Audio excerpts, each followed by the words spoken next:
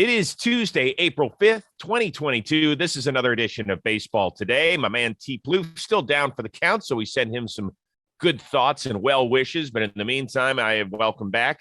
Is that Joe Burrow? Oh, no, it's Jerry Blevins. Hi, Joey B, Jerry B. Yes. I'm happy to fill in again. I'm used to going back-to-back days, so this is right in my wheelhouse. Well, so are you wearing a Bengals hat today because you're just rubbing it in this Browns fan face, or what are you doing? Well, I am happy to be a Bengals fan, and plus I didn't feel like doing my hair this morning. That's the combo. Let's see how it is. Do you want to see it? Yeah. Oh, now that's it's so good. Are you kidding me, Jerry?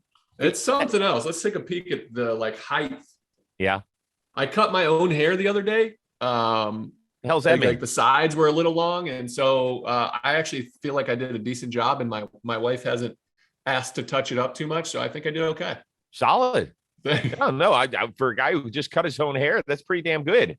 Did you tip yourself? Well, I did it in college for beer money at the University of Dayton. My other, fellow students, and I still got it a little bit. Nice. Good work.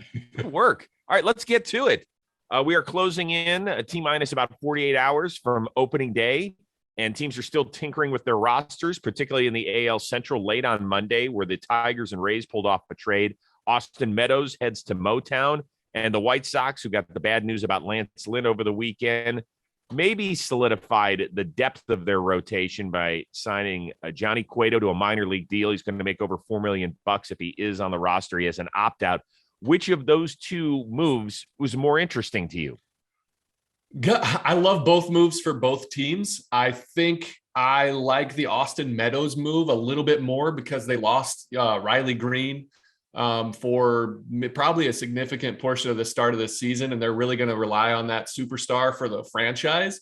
But if Meadows comes in, he's going to make a great impact on that lineup. But I really love the Johnny Cueto move too, because as we talked about yesterday, who's their fifth guy? Vince Velasquez? I don't know. You're wearing that Giants hat. I got a chance during the 2020 season to be in camp with the Giants and to be around Johnny Cueto. I love that guy. I was always a fan of his pitching, and obviously he's really good, but this guy is so smart, and he's going to make a team better. He's still got some good baseball left in him. I learned a lot from just being around him.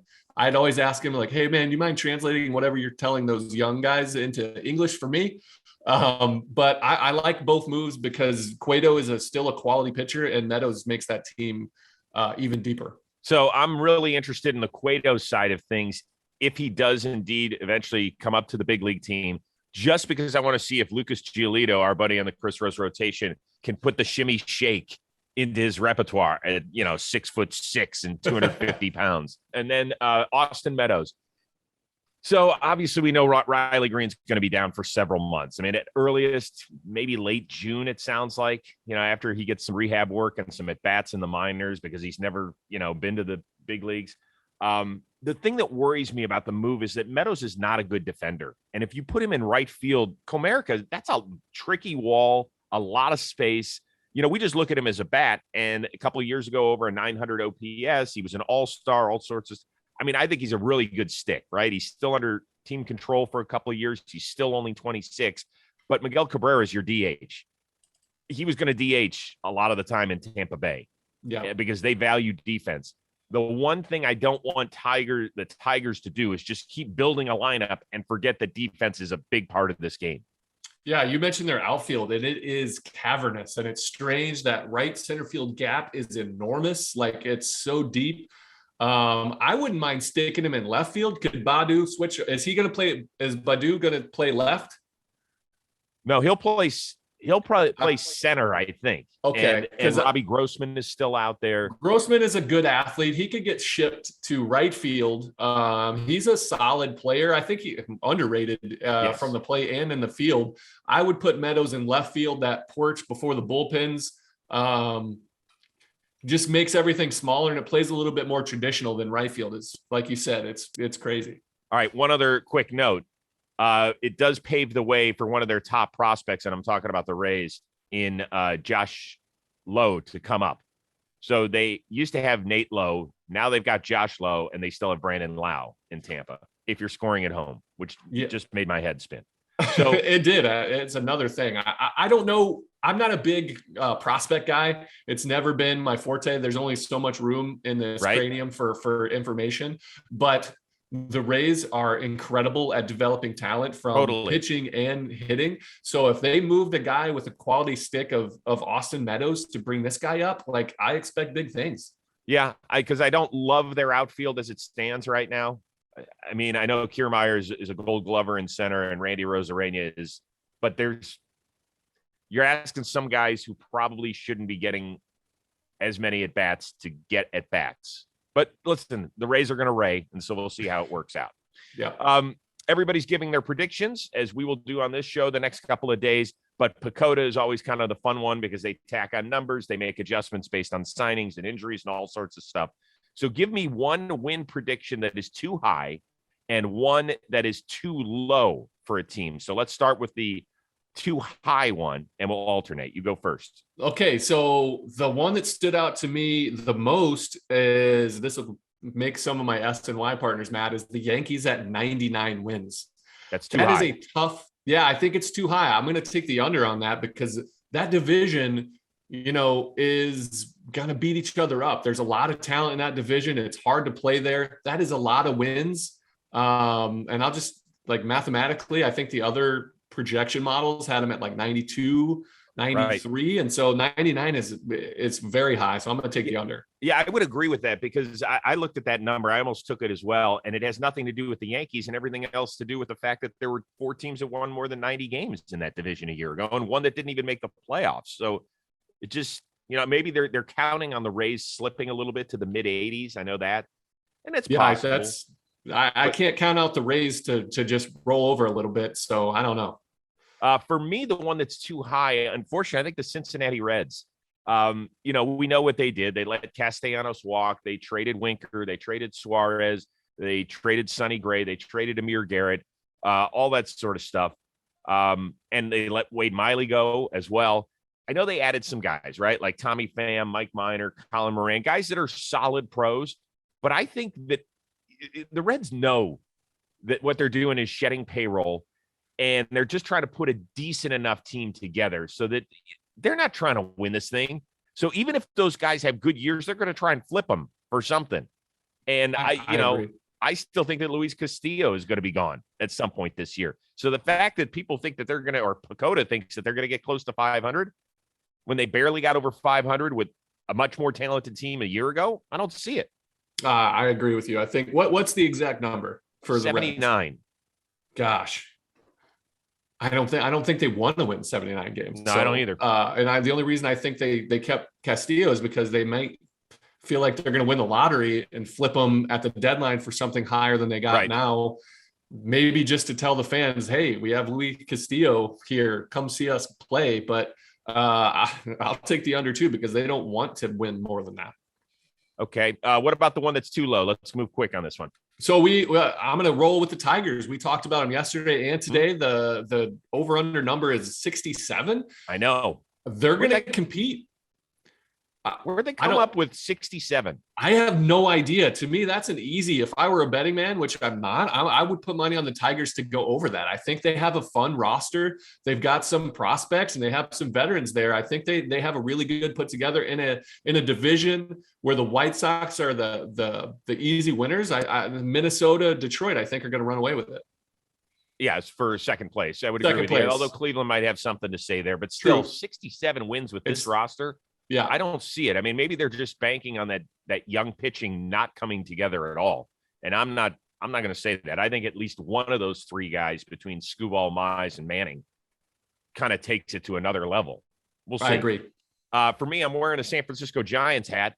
People that have followed this show closely know that last year I was like, after 4 weeks, I was like, okay, cute little story. After 6 weeks, I was like, cute little story. After 10 weeks, I was like, cute little story. So I didn't buy in until like it was the trade deadline. And then I was like, holy shit, these guys are awesome. So they won 107 games last year. PECOTA has them winning 78. So you're talking about almost 30 fewer wins. I get it. The Dodgers are out of this world. The Padres are going to be better. They still have Arizona and Colorado. And even if Colorado improved a smidge with the signing of Chris Bryant, bringing in some other veterans, they're still not great. Okay. So at worst, San Francisco's a third place team, and I don't even necessarily believe that. But let's say they go 28-10 against the two bottom feeders in the NL West. You're telling me they can't go 51-73 against the rest of the league to get past 78 wins this year? I'm with you, man. I like the Giants. To me, they're like the Rays of the NL. I just trust Farhan Zahidi and what they've done over there, and Kapler and Andrew Bailey. Those guys are really, really smart, and they find ways to put guys into situations where they're going to be the most successful. They resurrected careers. They put young guys in positions to win. They just know how to put players in a position to maximize. So I'll never count them out, and that's an easy over for me too. Yeah, I mean, I'm sorry that they're not going to win 107 games, but they're not going to win just 78. I don't see it. I don't see them winning 107 games last year or the year before. You know what I mean? I don't know what they're doing. I don't see it myself, but they seem to figure it out. All right. Want to remind everybody that Baseball Today is presented to you by our good friends over at MANSCAPED, and it's got the complete package, right? Baseball season is all going to be off to a great start coming up this week. Why don't you clean yourself up south of the equator? It's got a great package for you. It starts with the Lawnmower 4.0 trimmer. It's getting as hyped as Mike Trout of trimmers. So we're talking about 5 tools here. You want to clean yourself up for that someone special. In addition to that, it's got the Weed Whacker. And as you get older, I'm telling you, you got hair that's coming out of weird places, right? Your ears, your nose, you got to clean it up. My wife, Michelle, looked at me the other day. She's like, Weed Whacker time. And so I was like, you're on board. I've got a Manscaped. Why not? On top of that, you got the Crop Preserver. It's an anti-chafing ball deodorant and moisturizer. The Crop Reviver. It's a spray-on toner for your happy place down there. You never know when you're going to need a little pep in your step as well. So I also want to remind you, and this is serious because we have a lot of fun with this stuff, but it is Testicular Cancer Awareness Month. And Manscaped has actually partnered with the Testicular Cancer Society to bring awareness to testicular cancer, men's health, and early cancer detection. Because did you know it is the most common form of cancer in men ages 15 to 35? So it's important that you check yourself. If you feel something going on, go get yourself to a doctor. Jerry, sometimes we as guys, we go, all right, we'll get through it. It's important to take care of yourself. Go see your physician today. So once again, this is the most valuable player on the course. It's Manscaped. Use the code word baseball today for 20% off and free shipping at manscaped.com. All right, back now on Baseball Today. Interesting, Carlos Beltran has become an announcer for the New York Yankees. He's going to be in the booth. He's going to be an analyst for Yes. He had a sit down with Michael Kay to discuss, among other things, the Astros marred 2017 World Championship. The Astros won the championship in 2017, and a lot of people believe that there's a stain on that championship. Do you believe there is? Yeah, there is. Yeah, there is, because, what we did. And we all have taken responsibility, and at some point we all have shown remorse about what we did. And at least in my case, that was my 20th years in baseball. There's no way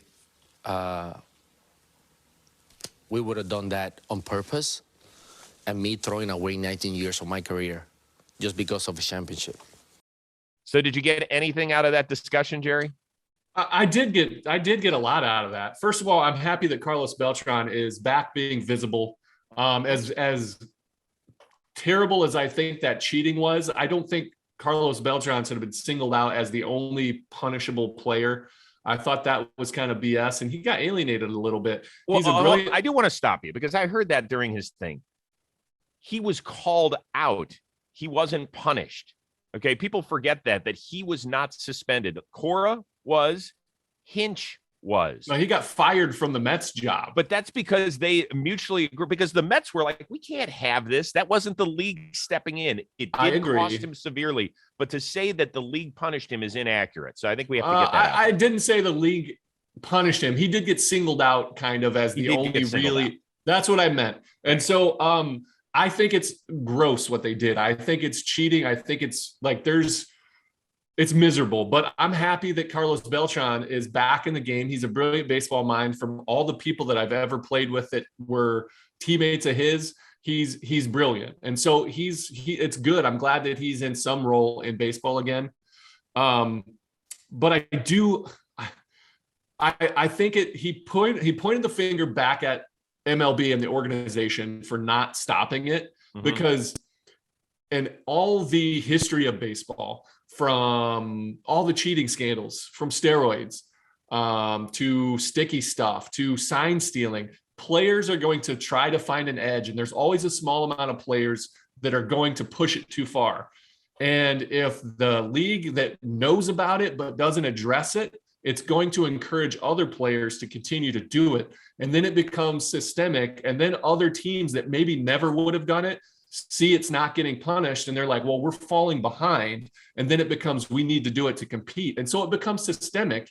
And he pointed the finger at the organization because they need to step up. I'm a pro player guy. I'm a big union advocate, but it's not their place to punish that kind of thing. It's the league, it's the teams that need to come out and say, you're not going to use sticky stuff. You're not going to cheat on this level.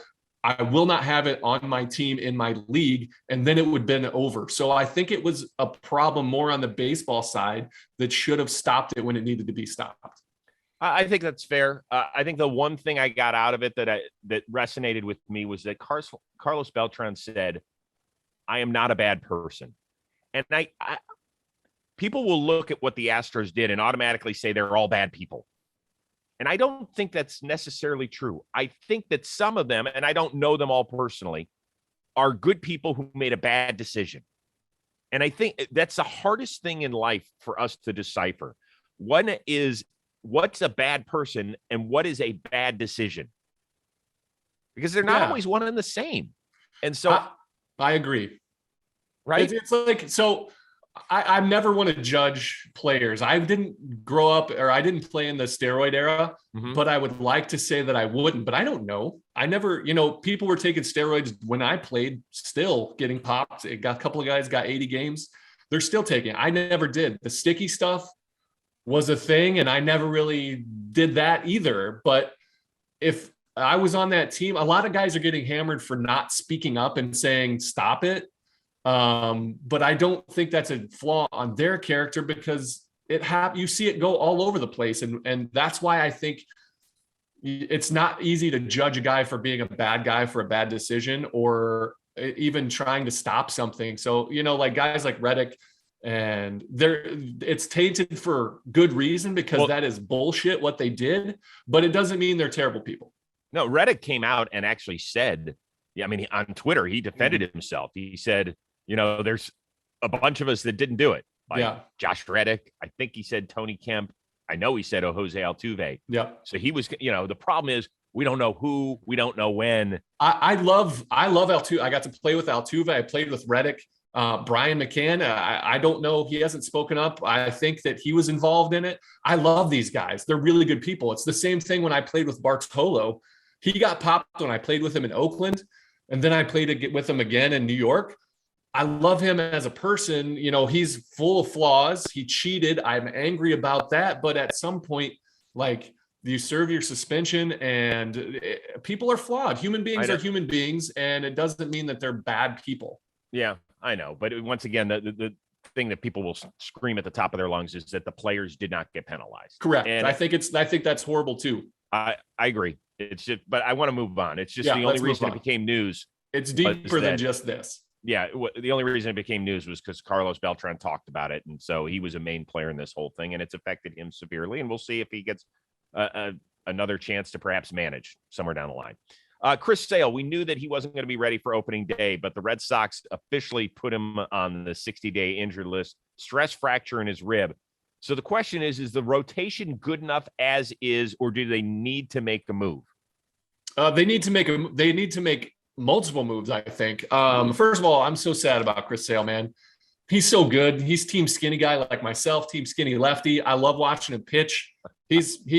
I'm sad to not see him in the game.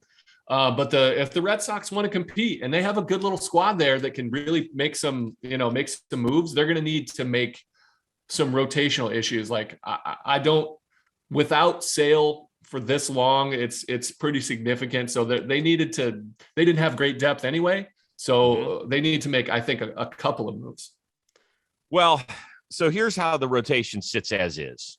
Evaldi, Pavetta, Hauk, who people are just super high on, right? Then you've got, it's the maybe guys. It's Hill and it's Waka. You're asking a lot out of those guys to put together solid starts in that ballpark at their respective ages. And that puts a lot of wear and tear on your bullpen too. You know that. I mean, games in Fenway can last forever when you've got a stud on the mound. when you've got guys who are kind of question marks at this point in their career, who knows? So, the Red Sox are saying all the right things. We just think it'll be a 60-day stint. He's ready to start throwing again, even though he hasn't picked up a baseball since injuring himself at his college in February. I don't know. I mean, it could be middle of June, could be late June before you see Chris Sale. And in that division, you don't want to get too far back. There's between the Blue Jays and the Yankees and the Rays. You don't want to have to rely on it. They're going to fall back. That's why I think they needed to make moves. I mean, we talked about how Chris Paddock wasn't a good fit for the Mets. I think he would be a good fit to just eat up some innings with some high potential. They need more reliable arms. Rich Hill is a good pitcher. He's not going to throw 200 innings for him. There's Tanner Houck hasn't been proven to do it for a long period of time. They just have too many question marks for me. So I think as of the Red Sox, they need to make some moves. Yeah, I mean, listen, they do have James Paxton sitting on their roster. He's coming back from Tommy John surgery. They think he'll be back within a couple of months, if not sooner. But once again, are you really willing to roll the dice on a guy who has been injury prone throughout his career to come back like gangbusters off of Tommy John? I don't think in this division that's a recipe for success. I don't think it's going to be good enough. Yeah. Last one, we saw a couple of great moments. We talked about Julio Rodriguez getting the call from the Mariners. Literally, we saw the video that M's put out on their social media channel. Go check it out, where he gets told by management he's breaking with the club, and then there's another clip of him calling his parents. It's really a beautiful, touching moment. But the one that really sat with me, because I don't think I had ever seen this before, was Ethan Roberts of the Cubs. He had just come out of the game. He's sitting on the bench. He goes over. David Ross comes over, says, "How's your hand?" Because he had just fielded a comebacker. It's like, "It's fine. Good enough to shake my hand." "Yeah, great, because you just made the club." And you could see him like overcome with emotion. I just thought it was so great. What was it like when you found out you were a big leaguer? What a beautiful moment. That got me teary-eyed too, watching Ethan Roberts go through that. For me, it was very similar, man. It wasn't opening day. I hadn't been in big league camp before. I had just gotten traded in 2007 from the Cubs to the A's, AA to AAA. September hits, and a lot of guys go up to the big leagues in September, and I didn't get my name called, not on the 40-man. I'm like, okay, that makes sense. Maybe, I have a shot for next year. And so we go on, we win the PCL with the Sacramento River Cats. We celebrate on the field, and then after the game, we're up in the Solon Club with the whole front office of the Sacramento River Cats, the team owner, all the staff. And so we're up there, the whole team, we're all celebrating. Tony DeFrancesco, who's our manager at the time, gives a big speech on how much this team has meant, how good the ownership was, and how fun this season's been. And then he goes, "We got one more thing." He goes, "Jerry Blevins, congratulations. This is your first time going to the big leagues. I wish you nothing but luck." And it was like September 14th. So it was like 2 weeks in. I'm overcome with emotion. Like, I'm crying in front of a whole group of people that's what it means to me. It's a dream come true. Like, I'm getting kind of emotional now thinking about it, because, all the work, all the sacrifice, all the time, all the dreams that you have, it's now reality. And it's hard to fathom, seeing that come to be. I still get people that were there randomly, like probably once a year, saying, I was in that front office, or I was a scout there, and I remember that moment when you got called up, and it was so cool to see. It's truly like a epiphany style moment that you just feel so good. I ended up calling. I'm on the West Coast. I'm here in Ohio on the East Coast time zone, trying to wake up my family at like 2:30 in the morning, like to tell them I'm coming to the big leagues. It was a whirlwind. I didn't sleep at all that day. And I've never been happier to miss sleep in my whole life. It's a great story. Yeah, thank Love you. that, man. I love that. And especially for people that aren't familiar with your background, you were a walk-on at Dayton, weren't you? Yeah, man. Out of high school, I went to a small, graduated with 39 people in my high school, went to Dayton for academics, and me and my roommate decided, we saw the poster up in the wall in our dorm room, and it's like, hey, Saturday, tryouts for the baseball team. And we were like, all right, let's go out on Saturday. And, I kind of didn't really do well until my junior year, and I kind of figured it out. 17th round, and then made my way to a different organization and up. It's pretty wild. Wow. Were you in that JD trade? Was it you and Donaldson? No. So I was in it's again. So I was with the Cubs. You remember when Carlos Zambrano and Michael Barrett fought? Yes. That basically got me to the big leagues. So they had to get rid of one of those guys. They traded Barrett for Rob Bowen. Then I got traded with Rob Bowen to the A's for Jason Kendall. And then I actually made my way up with the A's. So that I thanked Michael Barrett. He was with the Blue Jays, and I got to see him. I said, thank you there. And then when I was at the Nationals, he was a minor league coach there. And so I talked to him and I say, thank you. I appreciate it. That's all great. The time. Way to fight Big Z on that one. What do you have coming up on John Boy? So we recorded our last PPP today. And then outside of that, we're going to do a quick preview for the national series. It'll be like a 5-minute thing. I don't even think it's going to go out on the podcast network, probably just YouTube, because it'll be 5 minutes. And then I'll be doing every series we'll be doing for Shea Station, preview and recap. Very good. Tyler Glasnow episode is still out.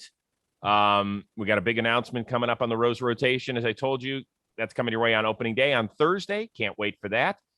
In the meantime, hopefully, Jerry, I love having you, but I'm hoping that we don't need you tomorrow. That means Plouffe will be feeling better, because it's the beginning of the season. We need Coach Trev. Yeah, dude can't be puking out his guts here. So there you go. Just send Plouffe get well messages on Twitter, because that's all he's doing right now, is sitting and refreshing his page. So help him feel well. Special shout out to our producer extraordinaire, the one and only Dan Rourke. That is Jerry Blevins. I'm Chris Rose. Thanks for tuning in to Baseball Today, presented to you by MANSCAPED.